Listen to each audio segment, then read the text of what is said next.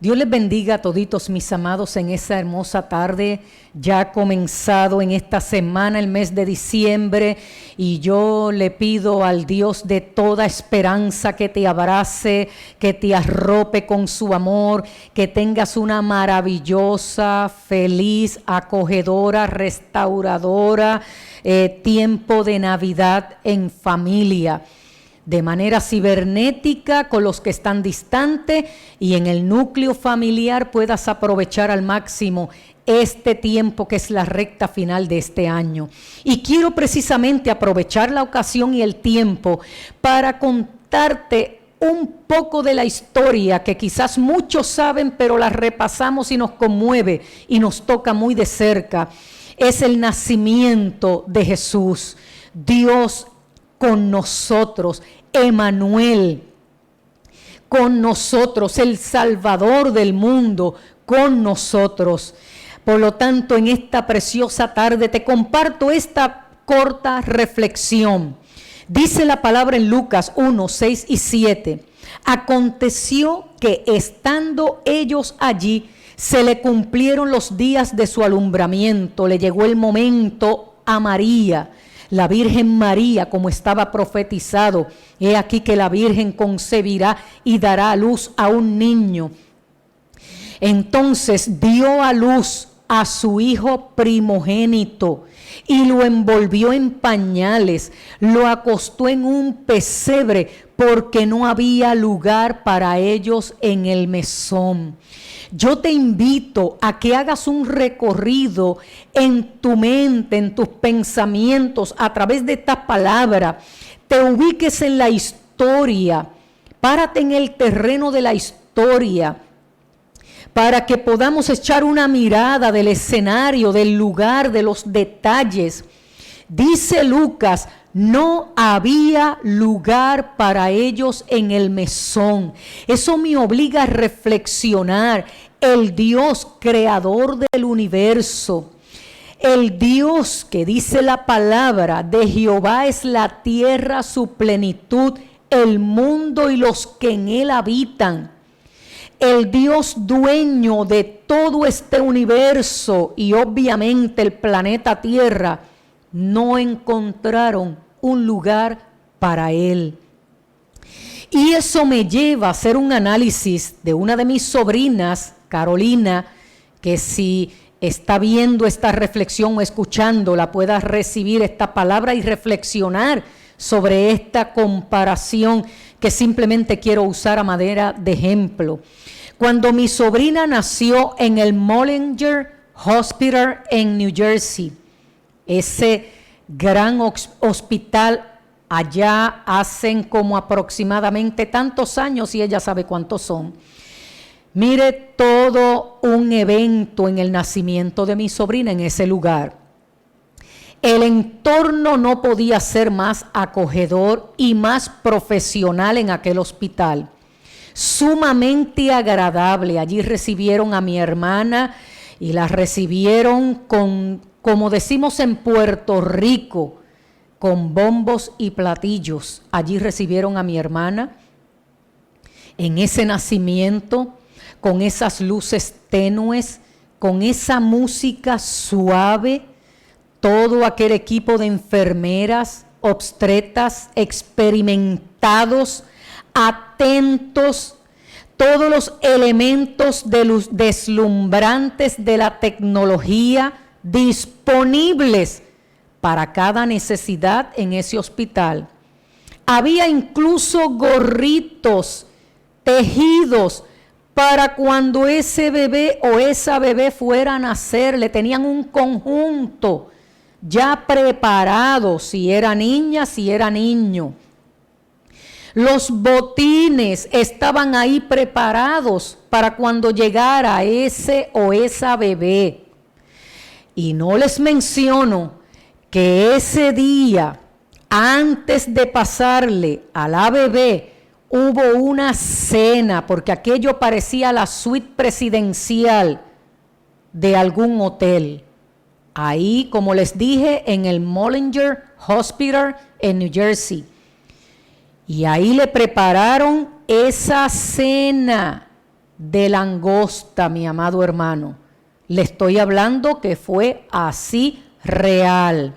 Esa cena para ese papá y esa mamá, porque para ellos representaba, esta es la última cena que van a tener como matrimonio, sin interrupciones, porque una vez esa criaturita llegue, los horarios los establecerá esa criaturita. Eso es lo que representaba esa cena.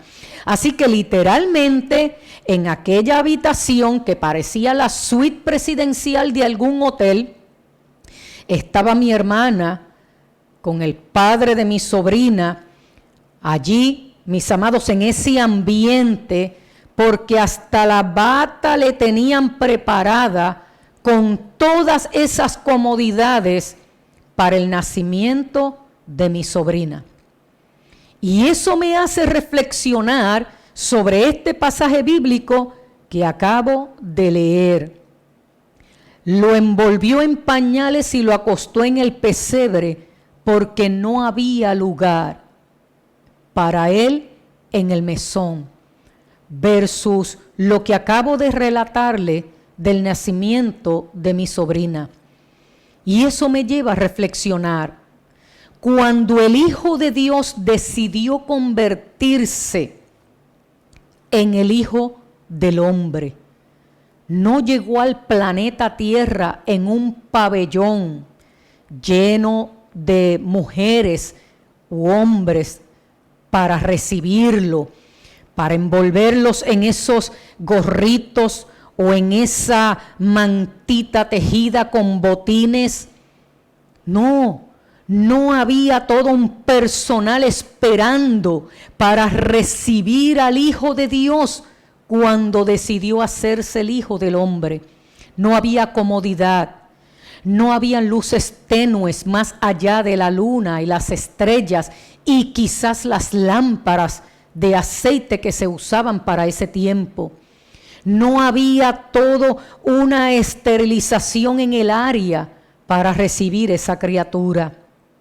No, mis amados hermanos, allí aterrizó cerca de un granero, cerca de donde se guardaban los animales, porque no estamos diciendo que sea entre ellos, como algunas escenas típicas lo plantean.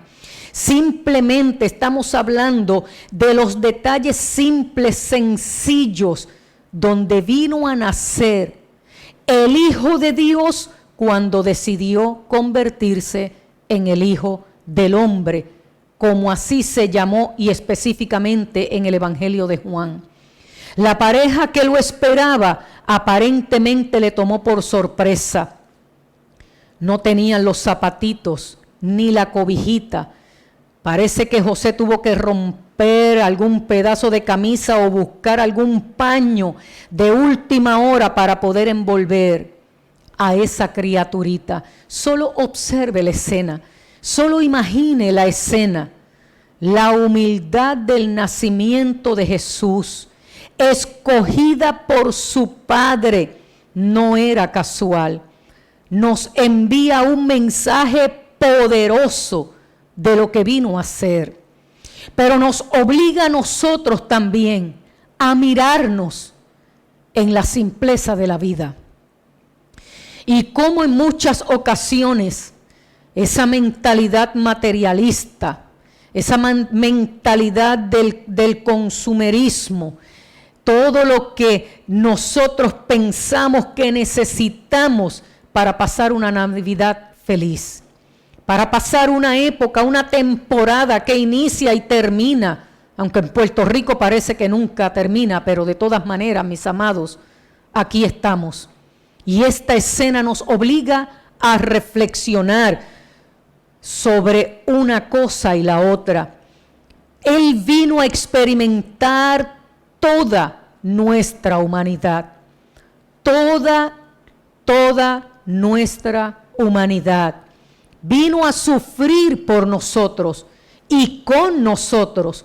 Nació en un establo para que podamos vivir por siempre con todo lo necesario en esta vida. Y algunos otros más o menos cómodos, pero con todo lo esencial. Dijo Dios en Isaías: miren a mi elegido, al que he llamado a mi servicio. Él cuenta con mi apoyo, yo mismo lo elegí, y él me llena de alegría. He puesto en él mi espíritu y hará justicia entre las naciones. Mi fiel servidor no gritará, no alzará su voz, ni se le oirá en las calles. No le causará más daño a los que están heridos, ni acabará de matar a los que estén agonizando, dice esta versión. Al contrario, fortalecerá a los débiles y hará que reine la justicia. Podemos hablar y disertar aquí sobre el nacimiento de Jesús y la expresión de por nosotros se hizo pobre para que nosotros seamos ricos, y pudiéramos debatir sobre esa expresión que muchas veces escuchamos. Yo solo sé que en todas las partes de las escrituras que hablan respecto a ese advenimiento lo mencionan con humildad, con sencillez, pero precisamente el resultado de su obediencia, de su humillación y de haber cumplido con la voluntad del Padre es que lo coloca en la posición en que lo coloca, para que tú y yo nos veamos en esa posición. Bien dijo el apóstol Pablo, somos herederos de Dios, por eso que hizo Jesús, y coherederos juntamente con Él. Pero no te olvides, si juntamente con Él padecemos, si juntamente con Él vivimos en ese grado de humildad y sencillez, y no hablamos de posesiones materiales, aunque en algunos casos pudiera estar incluido. Estamos hablando de la actitud del ser interior. Él vino a obedecer completamente el plan del Padre y mostrarnos a nosotros el Hijo de Dios que decidió hacerse hijo de hombre y nacer en ese escenario para mostrarnos a nosotros lo que realmente cuenta, lo que vale, el servicio, la humildad, la sencillez con que vino a servir. Dijo Pablo en Filipenses: tengan la misma manera de pensar que tuvo Jesucristo. Aunque Cristo siempre fue igual a Dios, no insistió en esa igualdad. Al contrario, renunció a esa igualdad y se hizo igual a nosotros, haciéndose esclavo de todos. Como hombre, se humilló a sí mismo y obedeció a Dios hasta la muerte, y murió clavado en una cruz. Y Primera de Pedro dice: pero si sufren por hacer el bien y lo soportan con paciencia, Dios se agradará, porque para este propósito habéis sido llamados, pues también Cristo sufrió por nosotros, dejándonos ejemplo para que sigáis sus pisadas. Número 1, el Hijo de Dios se hizo hijo de hombre. Vino en un ambiente escenario que lo que refleja es la sencillez y la humildad que le acompañó en toda su vida. En toda su vida.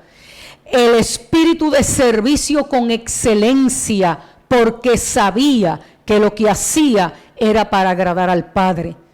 Entonces dijo: el que quiera ser grande entre los demás, que sirva a los demás, que sirva. La excelencia del servicio como reflejo de la sencillez y la humildad, como una actitud del ser interior. Entonces, mis amados, esa preciosa verdad de que Jesucristo halló gozo en servirnos a nosotros, en servirte a ti, en servirme a mí, no se detiene ahí.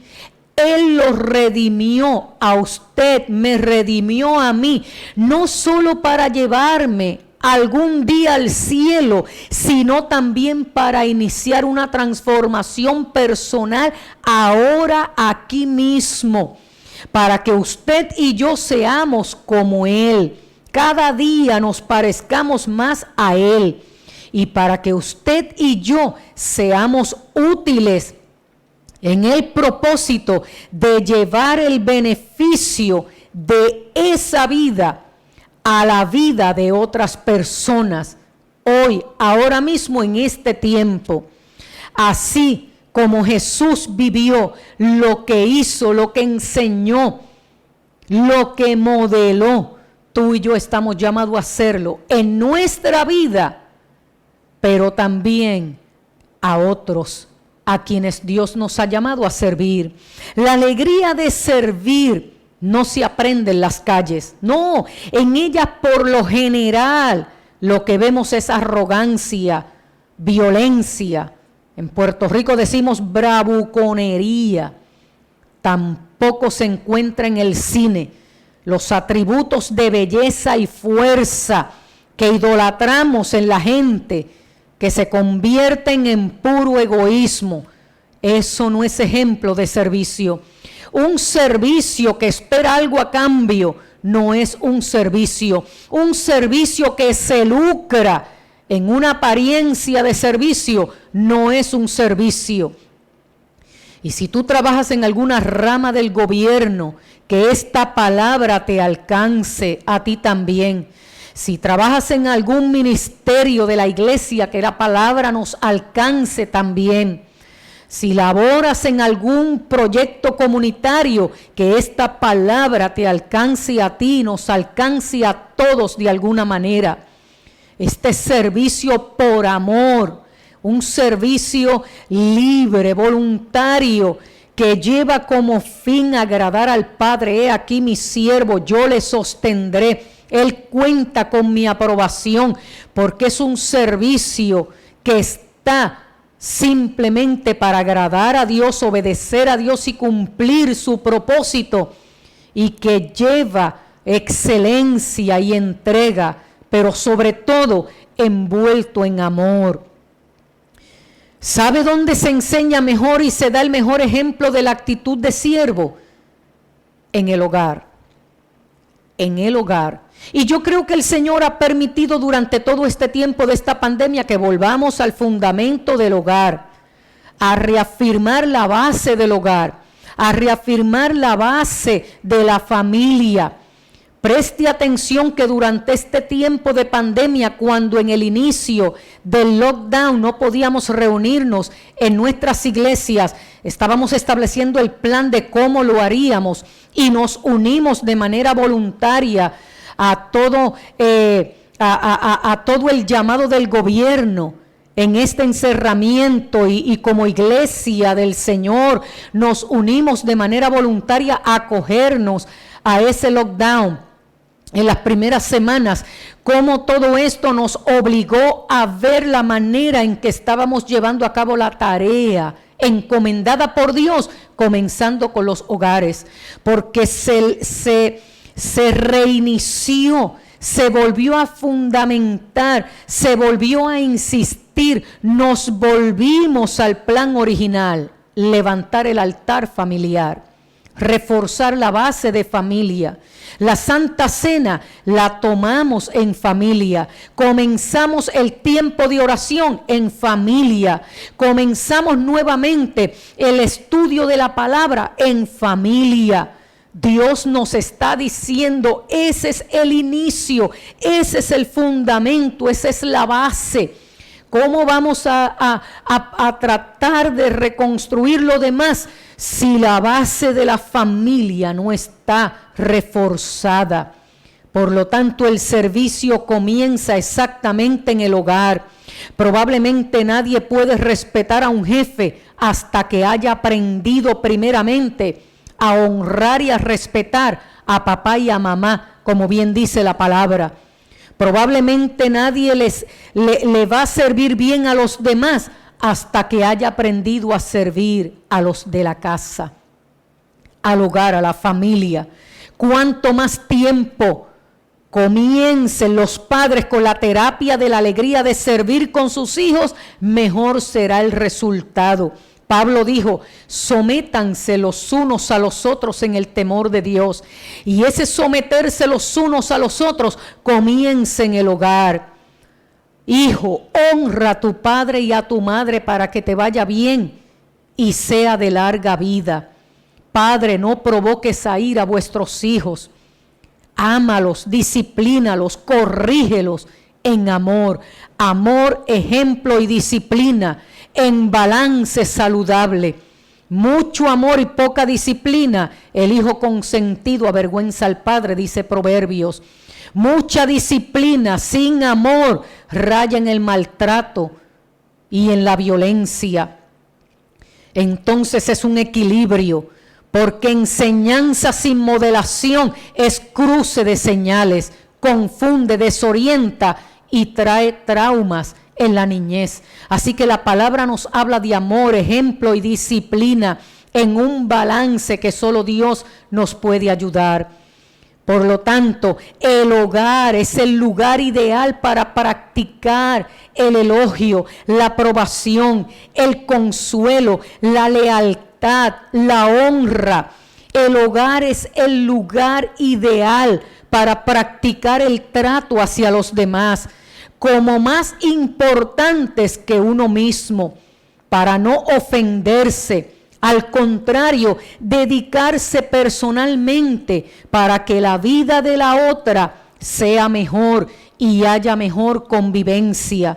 El que no puede amar de manera incondicional a sus propios padres, a sus hermanos, a sus familiares, probablemente le dificulte amar a otros, incluso a Dios mismo, porque pudiera tener una imagen distorsionada de un Dios paternal.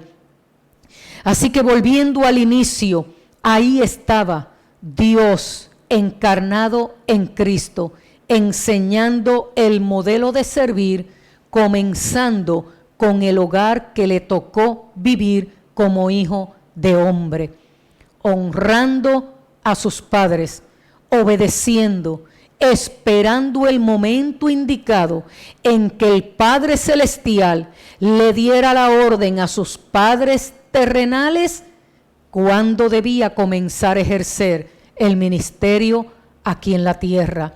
Y vemos el proceso de espera y todo lo que en referencia podemos tener sobre la crianza de un niño, adolescente y joven judío, en referencia para entender la formación de Jesús en un hogar judío. Pero como hijo de Dios, a cumplir la redención de la humanidad completa, comenzando con el pacto de su pueblo. Entonces, mis amados, Él mismo hace un llamado a servir. El advenimiento de Jesús nos obliga a repasar las bases del hogar, el fundamento del hogar, la sencillez, la humildad, las prioridades correctas de esta familia, y que este tiempo de diciembre, en esta Navidad calendarizada según las tradiciones y costumbres, y que aprovechamos la oportunidad, la aprovechamos por el momento en que estamos viviendo, que podamos reflexionar y en medio de esta pandemia, en las supuestas limitaciones, en las celebraciones, volvamos al lugar donde el Hijo de Dios decidió hacerse hijo de hombre. Mis amados, porque ahí nace lo que muchos pretenden celebrar hoy con el comercio, con un personaje ficticio que no existe, como lo es todos los personajes que se han creado para este tiempo y época. Porque si algo pudiera representar, mis amados, es que el Hijo de Dios, Dios mismo encarnado, decidió hacerse humano, hijo de hombre, y mostrarnos la manera correcta en que debemos entender el advenimiento de Jesús. Permita Dios que en este tiempo y esta época, más allá de preocuparte cómo vas a llevar a cabo celebraciones, cómo vas a decorar tu casa, que no hay problema con eso si en eso te ayuda de alguna manera en tu estado de ánimo, puedas usar este tiempo para reflexionar sobre el verdadero significado de lo que representa para algunos esta época. Y volvamos al origen y podamos valorar la familia, valorar lo que es la reunión del núcleo familiar, valorar lo que es conectarnos con nuestros familiares, aún a la distancia, por estos medios tecnológicos que Dios ha provisto para este tiempo en su gracia, en su amor, en su favor, para que podamos vernos, saludarnos, orar juntos, celebrar la Santa Cena juntos, celebrar este tiempo juntos, mis amados, entendiendo el verdadero significado. Así que en esta preciosa tarde y ya de frente con este mes que es el cierre, aprovéchalo para reflexionar. Dios te bendiga, Dios te guarde y que tengas una feliz, maravillosa y linda época de este año con el verdadero sentido y significado de lo que esto representa. Una oportunidad de salvación para ti y para los tuyos. Dios te bendiga y Dios te guarde.